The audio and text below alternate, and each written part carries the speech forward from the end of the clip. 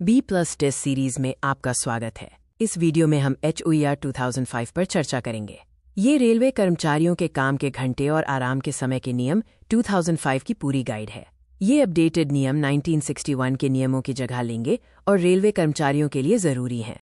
HOER 2005 rules का कानूनी आधार railway act 1989 के सेक्शन 136 से लिया गया है। इसका मुख्य मकसद लगातार ध्यान मैनेज करके सुरक्षा पक्की करने के लिए काम के घंटों और आराम के समय को रेगुलेट करना है। खास बात यह है कि ये नियम 1961 के नियमों को रद्द करके उनकी जगह लेंगे। मुख्य शब्दों में रात 10 बजे से सुबह 6 बजे तक फुल नाइट क्लासिफिकेशन के आधार पर तय घंटों से ज़्यादा लॉन्ग ऑन ड्यूटी और सस्टेन्ड अटेंशन शामिल हैं, जिसमें लगातार ध्यान लगाने की ज़रूरत होती है। स्प्लिट ड्यूटी में कम से कम 30 मिनट के ब्रेक के साथ 2 या उससे ज़्यादा ड्यूटी स्पेल शामिल हैं, जहां कर्मचारी जाने के लिए आज़ाद होता है। इंटेंसिव में बहुत ज़्यादा मेंटल या फिजिकल स्ट्रेन शामिल है। ज़्यादातर नौकरियों के लिए कंटिन्यूअस डिफ़ॉल्ट है। एसेंशियली इंटरमिटेंट या EI में काफ़ी समय तक कोई काम न करना शामिल है। एक्सक्लूडेड स्टाफ जैसे सुपरवाइजरी स्टाफ घंटे की लिमिट में कवर नहीं होते हैं। इंटेंसिव काम के लिए लगातार कॉन्सेंट्रेशन की ज़रूरत होती है, जिसमें 24 घंटे के साइकिल में 6 घंटे से कम आराम मिलता है।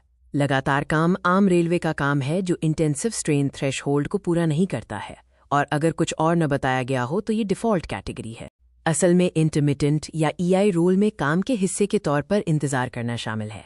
रोज़ाना 12 घंटे की ड्यूटी में काम के साथ साथ कुछ समय तक काम न करना भी शामिल है। कुल काम न करना शिफ्ट के 50% से ज़्यादा होना चाहिए, जिसमें एक समय 1 घंटे से ज़्यादा या 2 समय 30 मिनट से ज़्यादा होने चाहिए। स्टैंडर्ड वीकली ड्यूटी घंटे इंटेंसिव के लिए 42 घंटे और कॉन्टिन्यूअस स्टाफ के लिए 48 घंटे हैं। असल में इंटरमिटेंट स्टाफ के पास 48 घंटे के साथ एक्स्ट्रा घंटे होते हैं।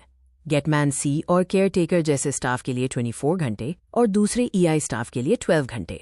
चार्ज देने या लेने के लिए प्रिपरेटरी और कॉम्प्लीमेंट्री या P&C समय की ज़रूरत होती है। 15 मिनट से कम समय को इग्नोर किया जाता है। P&C समय के लिए मैक्सिमम वीकली लिमिट 3 से 6 घंटे तक होती है, जो जॉब क्लासिफिकेशन पर निर्भर करता है। समय समय पर आराम की ज़रूरतें स्टाफ के टाइप के हिसाब से अलग अलग होती हैं।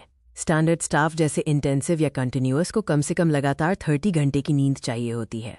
EI स्टाफ को कम से कम लगातार 24 घंटे की नींद चाहिए होती है, जिसमें पूरी रात भी शामिल है। रनिंग स्टाफ के पास महीने में 5 22 घंटे के पीरियड या 4 30 घंटे के पीरियड के आराम के ऑप्शन होते हैं।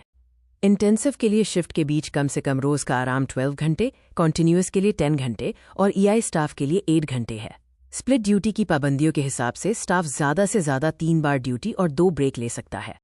एवरेजिंग का प्रिंसिपल रनिंग, ऑपरेटिंग और शिफ्ट स्टाफ पर लागू होने वाले समय में घंटों का एवरेज निकालने की इजाज़त देता है। ओवरटाइम पे रोस्टर और कानूनी लिमिट के बीच आम पे का 1.5 गुना और कानूनी लिमिट से ज़्यादा होने पर 2 गुना होता है। जॉब क्लासिफिकेशन का अधिकार रेलवे एडमिनिस्ट्रेशन के हेड के पास है। परेशान कर्मचारी 90 दिनों के अंदर रीजनल लेबर कमिश्नर के पास अपील कर सकते हैं और आखिरी अपील भारत सरकार के लेबर मिनिस्ट्री के सेक्रेटरी के पास कर सकते हैं। इसे लागू करने के लिए स्टेशन नोटिस बोर्ड पर जॉब क्लासिफिकेशन चैप्टर 14 और ड्यूटी रोस्टर दिखाना ज़रूरी है।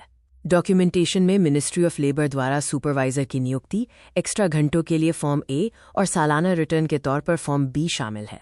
चलिए आपकी जानकारी चेक करते हैं।